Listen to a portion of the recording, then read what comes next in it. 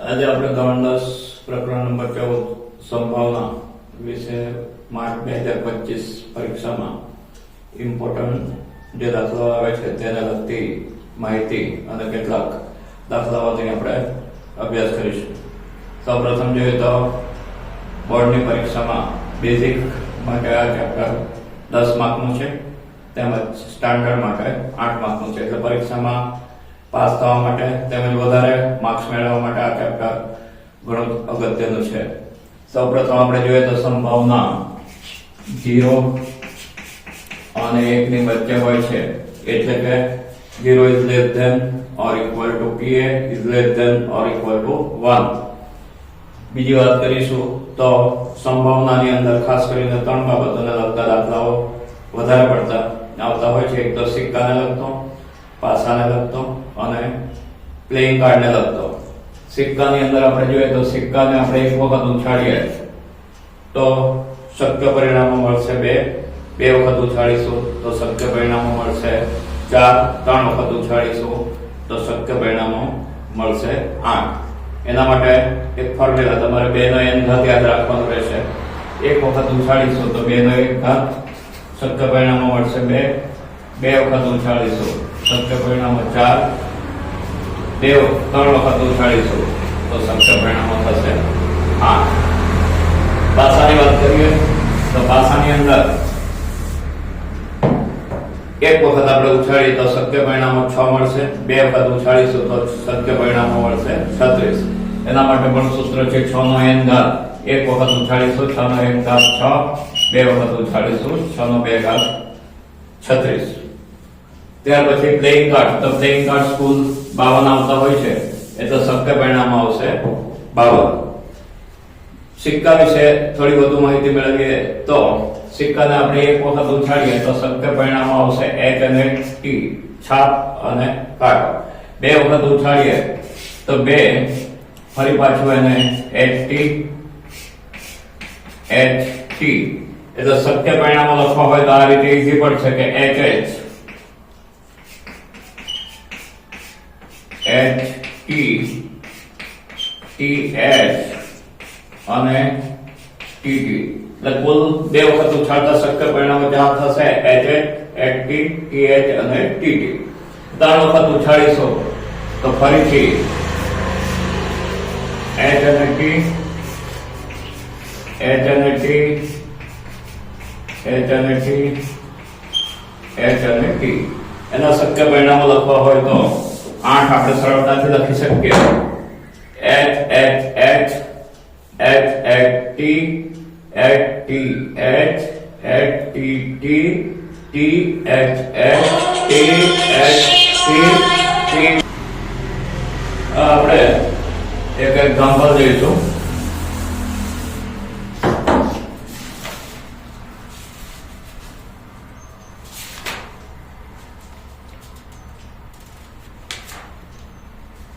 Important type.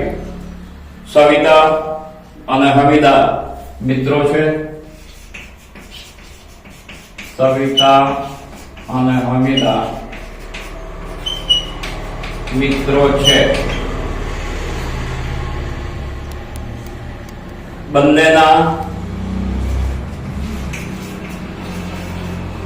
જન્મદિવસ એક. જન્મદિવસ જુદા જુદા હોય. 1 જુદા જુદા હોય અને 2 સમાન હોય. તેની સંભાવના કેટલી થશે?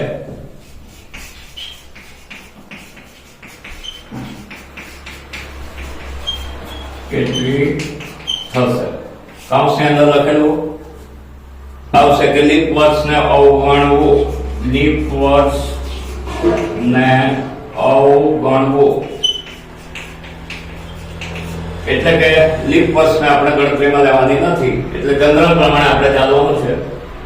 સૌપ્રથમ આપણે વાત કરીએ તો વર્ષના લીપ વર્ષ હોય તે વખતે વર્ષના દિવસોની સંખ્યા થશે 366 અને લીપ વર્ષને અવગણતા દિવસોની સંખ્યા થશે 365. પહેલો આપણો પ્રશ્ન છે જુદા જુદા હોય જન્મદિવસ જુદા જુદા હોય એની સંભાવના આપણે વાત કરીએ તો p આપણે લખીશું કે જન્મદિવસ જુદા જુદા હોય, સત્ય પરિણામો 365, જો લીપ વર્ષ હોય તો 366 લખવાનું છે, લીપ વર્ષ અવગણવું અથવા તો લીપ વર્ષ ન હોય એવો શબ્દ આપ્યો હોય તો 365 લખવાનું. જુદા જુદા આખા વર્ષ દરમિયાન એક જ તારીખ આપણે ગણીએ તો સરખી આવે, જુદા જુદા એટલે એક તારીખ આપણે કાઢી નાખીએ, 365 માંથી એક બાદ કરતા 364 થશે, એટલે જુદા જુદા માટે જવાબ આવશે 364 ભાગ્યા 365. ત્યાર પછી બીજો ભાગ જન્મદિવસ સમાન હોય,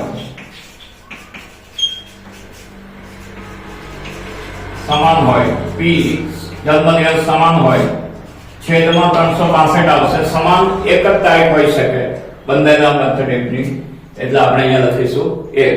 તો આવી રીતે આપણે આ 1 માર્ક 2 માર્કના દાખલામાં આ દાખલો પરીક્ષાની દ્રષ્ટિએ ઘણો જ અગત્યનો છે. હવે આપણે દાખલો જોઈએ. એક ડબ્બામાં 3 ભૂરી,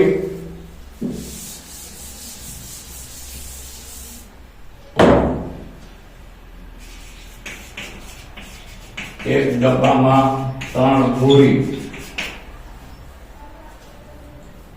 2 સફેદ અને 2 સફેદ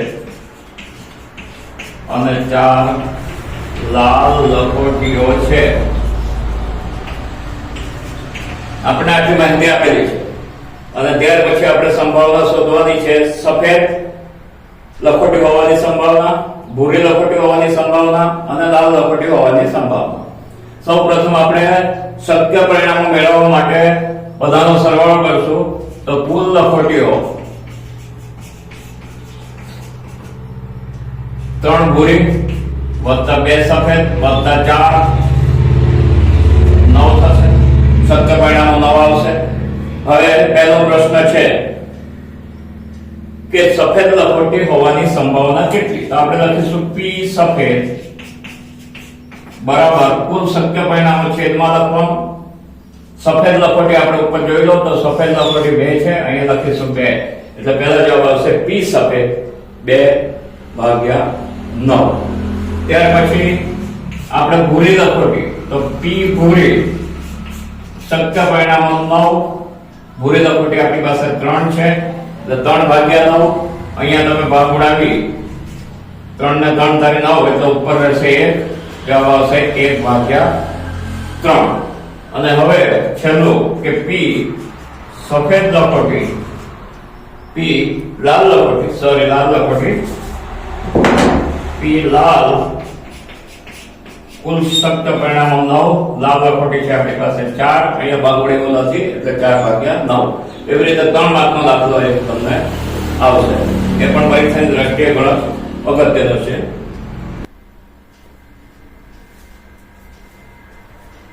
હવે આપણે કેટલીક ખાલી જગ્યાઓ જે અગત્યની છે, ઘટના ઈ ની સંભાવના વત્તા ઘટના ઈ ડેશ ની સંભાવના બંનેનો સરવાળો કરવામાં આવે તો જવાબ આવશે 1. ઉદ્ભવી ન શકે તેવી ઘટનાની સંભાવના હંમેશા 0. જે ઘટના ઉદ્ભવવાની નથી એટલે જે અશક્ય ઘટના તેને કહેવાય, તો અશક્ય ઘટનાની સંભાવના આવશે 0. શક્ય ઘટનાની સંભાવના હંમેશા 1 હોય છે, એને ચોક્કસ ઘટના પણ કહેવામાં આવે છે. પ્રયોગના તમામ મૂળભૂત ઘટનાઓનો સંભાવનાઓનો સરવાળો, પ્રયોગના તમામ ઘટનાઓના સંભાવનાઓનો સરવાળો હંમેશા 1 હોય છે. હવે આપણે એક વિકલ્પ પણ જોઈશું. નીચેનામાંથી કયા વિકલ્પ ઘટનાની સંભાવના ન હોઈ શકે? નીચેના પૈકી કયો વિકલ્પ ઘટનાની સંભાવના ન હોઈ શકે? 1 2/3, 2 ઓછા 1.5 3 15% અને 4 0.7. સૌપ્રથમ જ આપણે ચેપ્ટરની શરૂઆતમાં જોયું કે ઘટના હંમેશા 0 થી વધારે અને 1 થી ઓછી હોય છે. 2/3 0 થી વધારે 1 થી ઓછીમાં આવશે. ઋણ છે, સંભાવના કોઈ પણ દિવસે ઋણ ન હોઈ શકે એટલે સાચો વિકલ્પ આવશે અહીંયા ઓછા 1.5. 15% એટલે 15/100 1 થી ઓછી છે અને 0.7 પણ 1 થી ઓછી છે. 0 થી વધારે અને 1 થી ઓછી ઘટનાની સંભાવના હોઈ શકે એ ટાઈપનો વિકલ્પ પણ પરીક્ષા માટે અગત્યનો છે. બીજો એક આપણે દાખલો જોઈશું કે એક થેલામાં લીંબુના સ્વાદની તમારા એક્સરસાઇઝ 14.1 સ્વાધ્યાય 14.1 દાખલા નંબર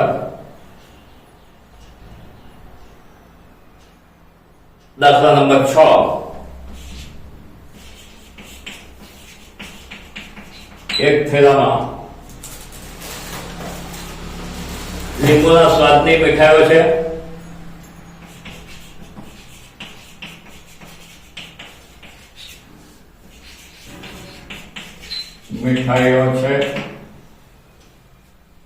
માલીની થેલામાં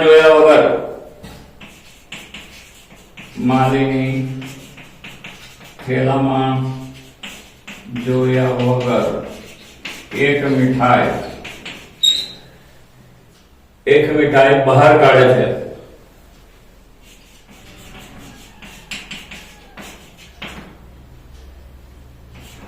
એની અંદર બે પ્રશ્નો પૂછેલા છે. પહેલો પ્રશ્ન છે નારંગીના સ્વાદની મીઠાઈ હોય અને બીજો પ્રશ્ન છે લીંબુના સ્વાદની મીઠાઈ હોય તેની સંભાવના કેટલી. એ પણ ઘણો સરળ જવાબ છે. આપણે પહેલો જવાબ લખીશું કે પી નારંગીના સ્વાદની મીઠાઈ. થેલામાં આપણી પાસે ફક્ત લીંબુના સ્વાદની મીઠાઈ છે એટલે માલીની નામની કોઈ છોકરી જો થેલામાં જોયા વગર એક મીઠાઈ બહાર કાઢશે તો એ મીઠાઈ કેવી આવી શકે? ફક્ત ને ફક્ત લીંબુના સ્વાદની આવી શકે. એટલે નારંગીના સ્વાદની મીઠાઈ આવી શકશે નહીં એટલે આ સંભાવના અશક્ય ઘટના કહેવાય અને અશક્ય ઘટનાની સંભાવના છે 0 એટલે આનો જવાબ આવશે 0. બીજું કે પી લીંબુના સ્વાદની મીઠાઈ.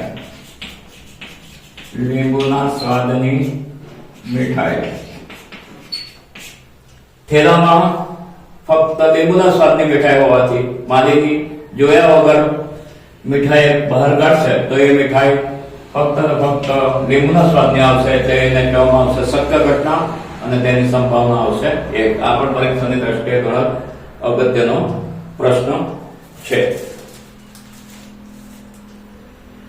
પ્રશ્ન નંબર આપણે 10 તરફ જઈશું. દાખલા નંબર 10. આ જે દાખલો છે બોર્ડની પરીક્ષાની અંદર અત્યાર સુધી 2 વખત પૂછાઈ ગયો છે. પરીક્ષાની દ્રષ્ટિએ ઘણો અગત્યનો છે અને એકદમ સરળ દાખલો છે. એક ગલ્લામાં 50 પૈસાના સિક્કા છે, 50 પૈસાના 100 સિક્કા છે એટલે એક ગલ્લામાં આપણે લખીશું કે 50 પૈસાના 100 સિક્કા. ત્યાર પછી 1 રૂપિયાના 50 સિક્કા છે. 1 રૂપિયાના 50 સિક્કા છે. 2 રૂપિયાના 20 સિક્કા છે.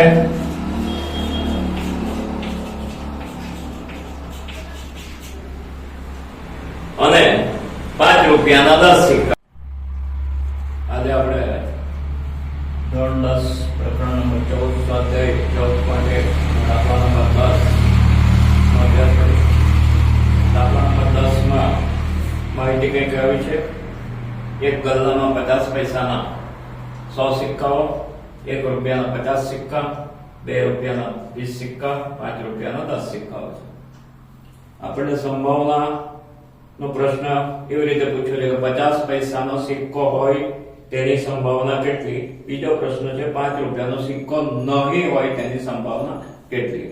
સૌપ્રથમ તો આપણે ગલ્લાની અંદર કુલ કેટલા સિક્કાઓ છે તે આપણે શક્ય ઘટના માટે ગણવું પડશે. 100 + 50 + 20 + 10 કરીશું એટલે જવાબ આવશે 180. હવે આપણો પહેલો જે પ્રશ્ન છે P 50 પૈસાનો સિક્કો, 50 પૈસાનો સિક્કો, કુલ સિક્કા આપણી પાસે છે 180 એટલે છેદની અંદર આપણે 180 લખીશું. 50 પૈસાના સિક્કાની વાત કરી છે એટલે આપણે ઉપર લખીશું 100, 0 0 કેન્સલ થશે, 10 ભાગ્યા 18 એટલે 5 દુ 10 અને 9 દુ 18 એટલે આપણો જવાબ આવશે 5 ભાગ્યા 9. હવે બીજો જે પ્રશ્ન છે એની અંદર આપણે કીધું છે કે 5 રૂપિયાનો સિક્કો નહીં હોય એટલે આપણે P ₹5 નો સિક્કો નહીં હોય શબ્દ વાપર્યો છે એટલે 5 નો સિક્કો ન હોવા જોઈએ. તો 5 ના સિક્કા આપણી પાસે કેટલા છે? 10. એ 10 સિક્કા ન હોવા જોઈએ. આપણી પાસે કુલ સિક્કાઓ છે 180. તો 180 માંથી 10 બાદ કરતા આપણને રકમ મળશે 170. એટલે આપણે ઉપર લખીશું 170, નીચે આવશે કુલ સિક્કાઓ 180, 0 0 કટ થશે, જવાબ આવશે 17/18. હવે આપણે એક પાસાને લગતો દાખલો જોઈ લઈશું. સ્વાધ્યાય 14.1 નો 13મો દાખલો. પાસાને એકવાર ફેંકવામાં આવે છે. પાસાને એકવાર ફેંકીશું તો શક્ય ઘટનાઓ થશે. પાસાને એકવાર ફેંકતા શક્ય ઘટનાઓ 1 2 3 4 5 અને 6 આવી શકે. હવે આપણો પ્રશ્ન છે અવિભાજ્ય સંખ્યાઓ કેટલી? તો આપણો એનો જવાબ આવશે P અવિભાજ્ય સંખ્યાઓ કુલ 6 આવશે. 1 2 3 4 5 અને 6 પૈકી અવિભાજ્ય એટલે 2 3 અને 5 એ સંખ્યાઓ અવિભાજ્ય ગણાય. 2 3 અને 5 એટલે કુલ સંખ્યા થશે 3 3/6, 3 દુ 6 એટલે જવાબ આવશે 1/2. એની અંદર બીજો પ્રશ્ન પૂછ્યો છે કે 2 અને 6 વચ્ચેની સંખ્યા. તો આપણે જવાબમાં લખીશું કે P 2 અને 6 વચ્ચેની સંખ્યા કુલ પરિણામો 6. 2 અને 6 વચ્ચે, 2 અને 6 વચ્ચે એટલે 2 અને 6 ગણવાનું નથી. 3 4 અને 5 એટલે કુલ સંખ્યા થશે 3. જવાબ આવશે 1/2. ત્યાર પછી ત્રીજો પ્રશ્ન છે અયુગ્મ સંખ્યા. તો P અયુગ્મ સંખ્યા. અયુગ્મ એટલે એકી સંખ્યા. કુલ પરિણામો 6. એકી સંખ્યા એટલે 1 3 અને 5. 1 3 અને 5 એટલે કુલ સંખ્યા થશે 3. જવાબ આવશે 1/2. એવી રીતે આપણે આ દાખલો ગણવાનો રહેશે. P અવિભાજ્ય સંખ્યા. અવિભાજ્ય ગણીશું તો 2 3 અને 5 એટલે 3/6, 1/2. 2 અને 6 વચ્ચેની શબ્દ જ્યારે આવે ત્યારે 2 અને 6 આપણે ગણતરીમાં લેવાનું નથી. 3 4 અને 5 એટલે કુલ સંખ્યા થશે 3 3/6. જવાબ આવશે 1/2. અને અયુગ્મ સંખ્યા એટલે એકી સંખ્યા 1 3 અને 5 3/6 એટલે જવાબ આવશે 1/2. હવે આપણે 14મો દાખલો.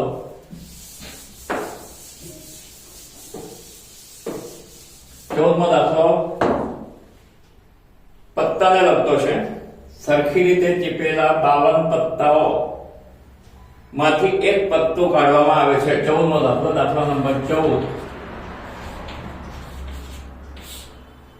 દાખલા નંબર 14. સરખી રીતે ચીપેલા 52 પત્તામાંથી એક પત્તું કાઢવામાં આવે છે. તો આપણે પૂછ્યું છે લાલ રંગનો રાજા. પહેલો પ્રશ્ન છે P એટલે આપણે લખીશું લાલ રંગનો રાજા. હવે 52 પત્તાની વાત કરીએ તો 52 પત્તાની અંદર 4 સેટ આવે છે. પહેલો ચોકટ લાલ, જેને આપણે બદામ કહીએ છીએ, ફૂલડી અને કાળી. લાલ રંગનો વાત કરી છે એટલે ચોકટ અને લાલ. લાલ રંગના રાજા બે આવશે. કુલ પત્તા 52. લાલ રંગના છે. લાલનો શબ્દ લખ્યો હોય તો એક આવે. લાલ રંગ કીધું છે એટલે 2/52. અહીંયા ભાગ ઉડાવતા 1/26. બીજો જવાબ છે મુખ મુદ્રા વાળું પત્તું. મુખ મુદ્રા વાળું પત્તું. મુખ મુદ્રા વાળું પત્તું એટલે ચહેરા વાળું પત્તું. ચહેરા વાળો પત્તો એટલે ગુલામ બાદશાહ અને રાણી. ગુલામ બાદશાહ અને રાણી એટલે એક સેટમાં 3 આવે. એવા કુલ 4 સેટ આવશે એટલે 4 તાલી 12. તો મુખ મુદ્રા વાળા પાના ટોટલ આવશે 52. ઉપર આવશે 12. બાવડાવીશું તો 4 તાલી 12.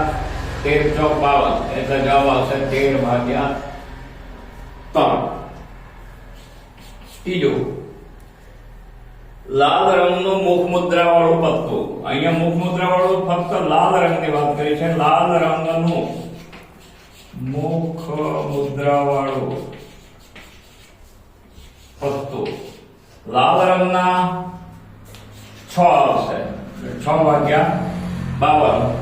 બાવડાવીશું તો 326. 26 to 52 એટલે 3 to 6. 26 to 52 એટલે 3/26. ચોથો પ્રશ્ન છે આની અંદર, લાલનો ગુલામ. અહીંયા પી લાલનો ગુલામ. લાલનો ગુલામ એટલે એક જ આવશે. ચોથો પ્રશ્ન, લાલનો ગુલામ કુલ 52. ઉપર આવશે 1. ગુલાબની વાત કરી છે લાલ રંગ. લાલ રંગ હોત તો 2 આવતો. હવે કાળીનું પત્તું પી. કાળીનું પત્તું કુલ પાના પત્તા થશે 52. કાળીના કેટલા આવશે 13. 13 ચોક 52. જવાબ આવશે 1/4 આવશે. અને એમાં છેલ્લો પ્રશ્ન છે ચોકટની રાણી પી.